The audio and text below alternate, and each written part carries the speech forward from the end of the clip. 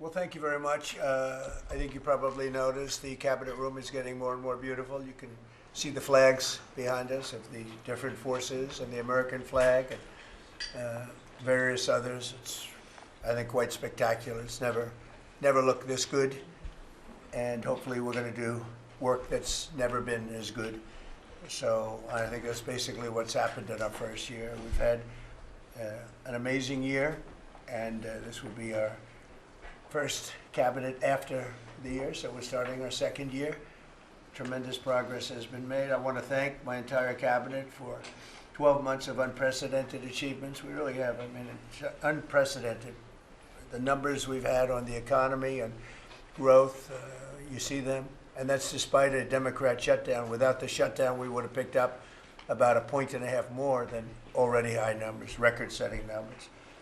So this has been, I think, and a lot of people say it, the most successful year of any administration in American history. First year, there's never been a first year like this, including the fact that we put out, extinguished 8 wars, and another one we think is coming. Steve Witkoff's working very hard, and Jared and everybody else, and I think it's coming. It was just announced that the murder rate in our country is the biggest drop ever recorded. It's at the lowest level in 125 years. First in recorded history, it's the lowest in at least 125 years. It's a wonderful thing. And the crime is way down, and one of the reasons is we've taken a lot of bad people and gotten them out of our country. In some cases, they're so bad that we put them in prison because we don't want them to even take a chance of coming back in, even though our border is very secure, record-setting secure. We had 0 illegal aliens being admitted into our country for the last 8 months. That's hard for even me to believe, but the people that make up the lists are supposedly nonpartisan, but I would say they lean toward the Democrat side. And if they say that, I'm all for it. As you know, we've had a situation take place with respect to Venezuela. I want to just thank General Kane and his staff. Well, the job that they've done is incredible. Nobody's ever seen anything like it. And once it did take place, I want to thank the leadership of Venezuela. We're getting along really well with them. The relationships have been very strong, very good. And they have informed me that they feel there's very good security, very strong security. We're working with the various people involved, including Chris and Doug and everybody on the oil. We have the major oil companies going to Venezuela now, scouting it out and picking their locations, and they'll be bringing back tremendous wealth for Venezuela and for the United States, and the oil companies will do fine too. Venezuela will actually make for themselves more money than they've ever made before, and that's a good thing. And the people of Venezuela were literally in the streets waving American flags. They were so happy. And the people in our country, like in the Doral section of Miami, which is considered Little Venezuela, they're thrilled. And I just spoke to the president of Venezuela, informed her that we're going to be opening up all commercial airspace over Venezuela. American citizens will be very shortly able to go to Venezuela, and they'll be safe there. They'll be safe. It's under very strong control. And the people of formerly of Venezuela, some want to go back and some want to go back to visit, and they're going to be able to do that. So I've instructed Sean Duffy and everybody else concerned, including the military, that if you would, by the end of today, I'd like you to have the airspace over Venezuela. Planes can go to Venezuela opened up. Okay? Yes. Thank you very much. And I want to thank all of the people in Venezuela for what what they went through, and I want to thank the leadership for really they're doing a good job. And just as I promised, we've defeated the Biden inflation nightmare and achieved explosive new economic growth. The Atlanta Fed is predicting an astounding 5.4% GDP growth in the fourth quarter, and that's despite the fact that we had a Democrat shutdown. We would have had that number would have been 7%, which is a number nobody's ever heard of. And we've been given great national security because of tariffs. and we've also been given unprecedented income because of tariffs. Part of the income that we gave, $12 billion, we gave to the farmers of our country, so that yesterday I was up in Iowa, and they were very happy, Madam Secretary. Yes, sir. They were very, very happy. They were great. Grateful. So the GDP growth in the fourth quarter was great, and it's going to be, I think we're going to have an amazing and incredible year. Hopefully we won't have a shutdown. We're working on that right now. I think we're getting close. The Democrats, I don't believe, want to see it either. So we'll work in a very bipartisan way. I believe not to have a shutdown. We don't want a shutdown. And just yesterday, the S&P 500 hit 7,000 for the first time ever. There's never been any time at which it's done like that. And the other stocks also, I think it was 52 times for the Dow, had hit a record high. But the 7,000 was not a number that was even thinkable if you go back a year ago. So S&P hit 7,000 for the first time ever. The stock market has set, it's actually 53 all-time record highs since the election, adding $9 trillion in value to savings, retirement accounts, and 401ks. And I mean, everybody benefits, but we have record stock markets. Companies have never done well. And most importantly, if you think about it, after 4 years in which Biden got much less than $1 trillion of investment into our country, in just, actually it was taken over 11 months, even though we're 12 months. In 11 months, we've taken in more than $18 trillion. So they did less than $1 trillion, Scott, in a period of 4 years, and we've done $18 trillion in less than 1 year. So there's never been anything like that. No other country has done those numbers, by the way, in history. 10 years ago, one country did $3 trillion. No other, we did $18 trillion is being invested now. Thousands of businesses, plants, equipment all over the country are being built right now. And they're going to be opening pretty soon. And when they open, you'll see numbers like nobody's ever seen before. The economy is doing amazingly well. I wish the press would report it, but people are finding out. They're seeing it. It's coming. It's becoming pretty evident. It's hard to hide.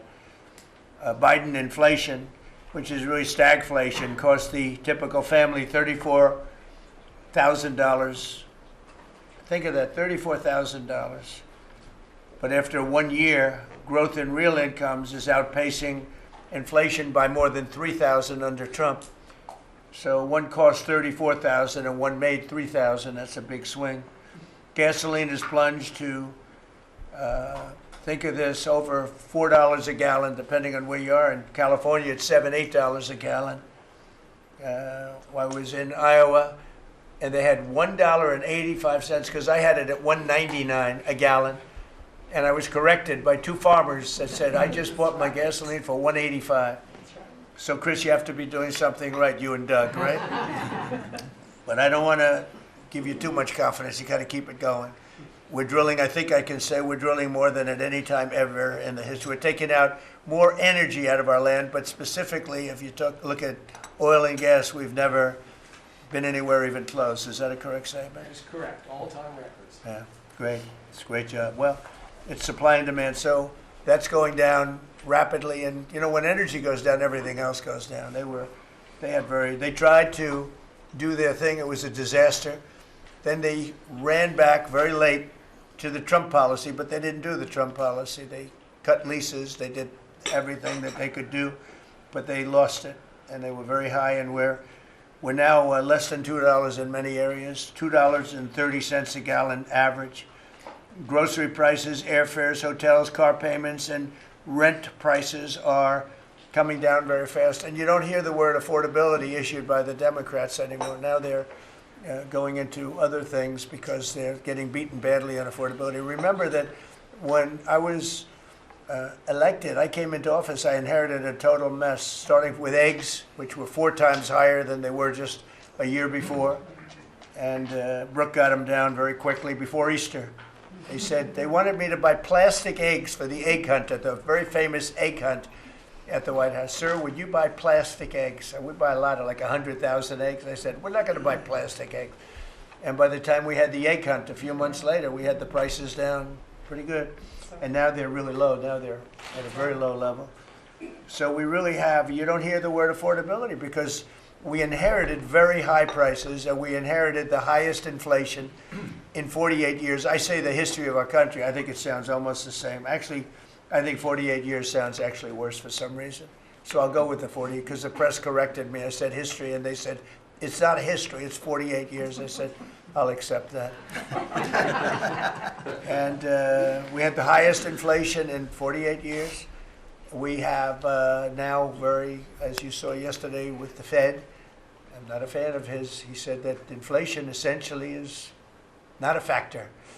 It's really been pretty amazing. I just put out a statement about his statements. I won't repeat them here because they're too angry. And thanks to our tax cuts, millions of Americans will soon receive record-setting tax refunds. You're going to get a lot of tax refunds, with the average refund expected to be over $1,000 higher than it has been at any time. So we're going to be getting some pretty good refunds, a lot of people. If congressional Democrats had their way, Americans would right now be facing the largest tax hike ever. You know, their proposal was to raise taxes very substantially. And our proposal, which is in the great big beautiful New Deal, it's a New Deal in its own way. It's a Republican version of the New Deal. Right behind you is a nice picture of FDR. This is a much better deal than the FDR deal. But we have the great big beautiful bill, and it's given tremendous tax cuts and a lot of other things. People are now finding out how good it is, and it's just kicked in as of January 1st, by the way. So we're really starting to see it. Even though it's a month, we're really starting to see it. The U.S. economy would be cratering if they had won this election. Our country would be in very bad shape. Would be maybe not much of a country anymore. I don't think it would be a country anymore.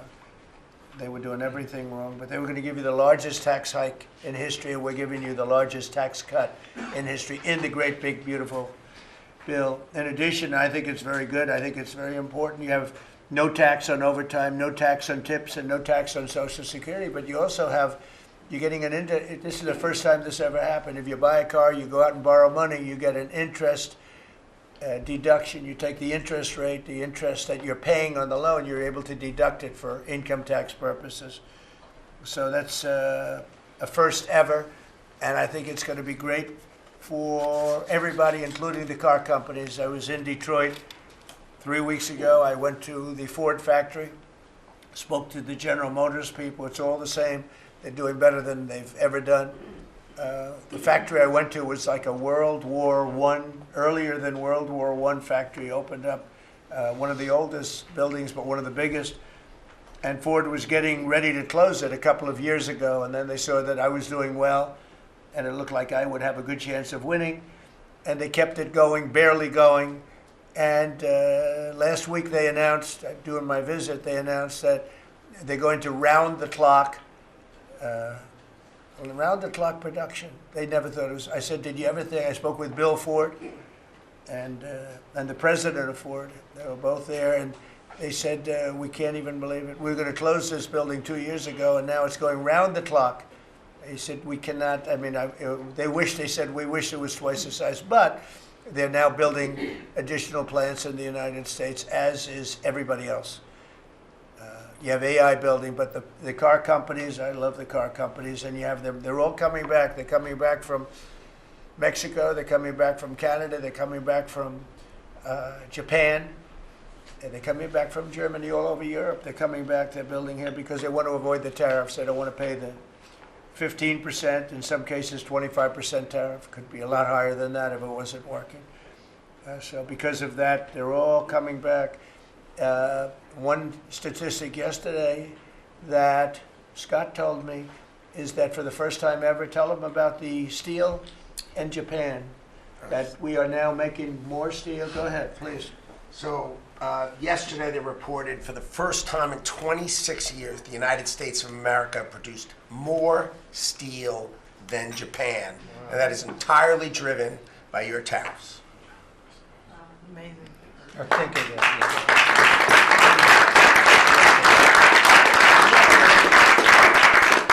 He obviously said that much better than I did because I got no applause and I'm giving you home run after home run. He says one thing and everybody I should have saved that one for myself. No, but think of it. First time, and they read almost 30 years, but I guess it's what, 26, 27 years, that we are now producing more steel than Japan. Japan being a big steel producer. Japan and other countries really took our steel production away from us. Now, if you think of this, 3-4 years ago, the steel companies were all closing up. We worked a fantastic deal with U.S. Steel. We saved U.S. Steel. And now it's all coming about, but and that's just the beginning. There are a lot of steel plants right now being built. So that's an amazing number. Nobody would have believed that. If you would have said that 3, 4, 5 years ago, people would have said, yeah, it's not a true fact. But so it has to be true because otherwise you question me on everything. I have to be extremely accurate. I don't exaggerate it. I don't want to exaggerate because you will call me. You don't call other people, but you would call me under my most favored nations policy, which I think is the most important thing, Bobby, of all what we've done, because we're bringing drug prices down by 80, 90%, depending on the way. You could say 5, 6, 7, 800%. Depends on the way you want to calculate it, right? But let's go the old-fashioned way. But drug prices for prescription drugs will be down 80, 90%, 75%, 68%. They've only gone up. For years and years and years, they've only gone up, and now we're going to have essentially the most favored nation. We're going to have the most favored price in the whole world. Whatever the lowest price in the world is, that's what we're going to pay. And I don't want to go into a big deal, but nobody else could have gotten this but this administration. I'm being very nice when I say that. The cost of prescription drugs is coming down by a number that was never even thought of. This will have a huge impact on healthcare, by the way, because obviously drugs are a big part of healthcare, and it will help repair some of the Unaffordable Care Act's damage that they've done, because the Unaffordable Care Act, which is Obamacare, it's unaffordable. It's not affordable, and it's a disaster. And hopefully we will be paying money directly to the people instead of giving the insurance companies the money. They'll go into a healthcare savings account or whatever it is. But think of it. We pay the money, billions and billions, really trillions of dollars going to insurance companies. We want that money to go to the people. They buy their own healthcare. And it's so popular. The problem we have is the Democrats are owned by the insurance companies. They're literally owned lock, stock, and barrel by the insurance companies, and they hate it. But the people love it, including all Democrats. So I think we'll perhaps be successful with it. But it was an idea I had. You know, I read the papers, and I'm reading one of the stories about the insurance companies, how much money they're making, where they received, billions and billions of dollars for this stuff from the United States of America, and their stock has gone up by 1,400%. Think of it, 1,400. One went up 1,700%. Numbers went up. If you go up 1,000%, you're doing bad in that business, right? And it's all because of the money. Not all, but mostly because of the money the United States pays the insurance companies. They say, this is big stuff. And I asked somebody, why don't we just pay the people directly? And they said, that's a good idea. It's funny, it's a very complicated business, but actually it's not so complicated. And I went to Bobby and I went to Dr. Oz. I said, can I talk to you guys about this? Is this the kind of money the insurance companies get? Yes. Why don't we pay the people directly? And the primary answer was that the Democrats will never go along with it. But the people go along with it because I put it out. It went viral. It went viral. Susie, I went all over the place. It became the biggest story. I just said it. And so I think we have a great situation if we can do it. But if you think most favored nation policy for drugs will bring your drug prices down at levels. So now if they're selling a pill for $10 in London and $130 in New York, the London price will go up to $20 and we'll go down to $20. So we'll go from 130 down to 20. And by the way, tariffs did it again because the drug company said, we'll do it begrudgingly, but they were okay. But we'll do it, but no nation's going to approve it because even if you raise the price by, like on a pill, $10 to $20, you're doubling the price of their prescription drugs. I said, no, they'll do it. And when I got them on the phone, I said, if you don't do it, we're going to charge you very substantial tariffs, more money than that's going to cost you. And they said, we'll do it. And before, I don't know that any other president even tried to do it. We can't find it. But if they did try, they wouldn't have gotten through the companies. They wouldn't have gotten through the company, and then they wouldn't have gotten through the country. I spoke with Macron. He was the first one. He was not at that time wearing sunglasses. And he said, no, Donald, I will not do this. I will not. I won't even consider, you're asking me to double the price. I said, you have no choice. You have to do it because you guys have been ripping us off. In other words, the whole world, we've been subsidizing the whole world on drug costs. That's why. They were $10 and we'd be at 130, as an example. There were many examples. I could give you examples even worse. He said, no, I will not do that. And I said, yes, you will, 100% you'll do it. He said, no, I won't do that, Donald. You're asking me to double the cost of our prescription. We will not do that. I said, look, you've been ripping us off now for decades. We're not going to do it anymore. You can do it under Biden and Obama and other people. You're not going to do it under us. We won't do it. I said, well, if you don't do it, I'm going to charge you a 25% tariff on all of your wine, champagne, and everything else you sell into the United States. He said, like I said, I will do it. And that was the end of the conversation, right? That was the end of the conversation. So now we have favored nations that everybody said would be impossible to get. And I then had the same conversation with 15 other countries. Every one of them agreed. After a short conference, they all said no. And then within a matter of seconds, they said, we would be very happy to do that. Thank you for asking in such a nice way. And it's a great achievement. I think it's going to be one of the best achievements we've had in this country in a long time. So we're going to be knocking drug prices down at levels never seen before. I want to thank the drug companies because once they agreed, they really did. They felt it was very unfair. One of them told me it's actually a relief to agree because this has been just a rough thing for me, to justify. Because they couldn't justify it. I said, how come in London I can buy something for $10 and in New York I have to pay $130? And they go, well, it's research and development. I said, yeah, but you have research and development from them. Made in the same factory, made in everything. This is where my friend, who's very successful, I told you, a seriously overweight person, he takes the fat pill or the fat shot. And he was in London and he said, cost $87 there, cost $1,300 in New York. What's going on? He called me up. And, I knew that, but he put it in a very blunt way. I've known him a long time. He's a crude individual, but smart as hell, made a lot of money. But he just thought it was sort of ridiculous. He happened to be in London, and he got the shot, Ozempic, I think, or one of them. And I told him it wasn't working. For him, it didn't work. And he brought up a good point. It didn't work. I told him, he knows who I'm talking about. He's going crazy. He begs me not to mention He's not talking about me, ladies and gentlemen. No, it's not our great vice president. No, but he begs me not to mention his name because he's become very famous without mentioning his name. And he is actually a very well-known business person. But he did make a point. But I knew the point very well. We were always paying far more than any other nation. We were subsidizing the world. Right now, there's no more of that. So we're going to be bringing the drug prices down at numbers never seen before. It's going to have a huge impact, positive impact on healthcare. So with that, we are going to ask a couple of people to say a few words. And we're not going to go through the whole table because the last time we had a press conference, it lasted for 3 hours. And some people said he closed his eyes. Look, it got pretty boring. In all fairness, I love these people. But there's a lot of people. It was a little bit on the boring side. But I didn't sleep. I just closed them because I wanted to get the hell out of here. Some of them, I didn't sleep, by the way. I don't sleep much, let me tell you. But, it's funny. Some of them got me in a blink. When you go like, and they took me at the closed segment of my cycle. And they said, he's sleeping.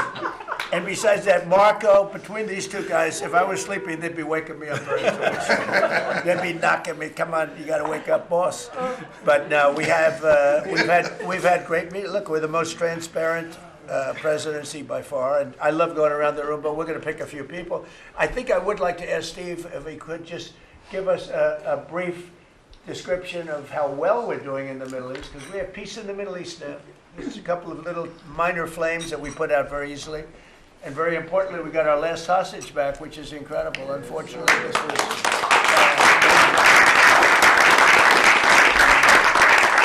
something that nobody said could be done. And I will tell you, Hamas was a big factor in getting all of the hostages back. We were not happy with them, and they had to bring them back. And they found the dead hostages, the bodies of hostages were.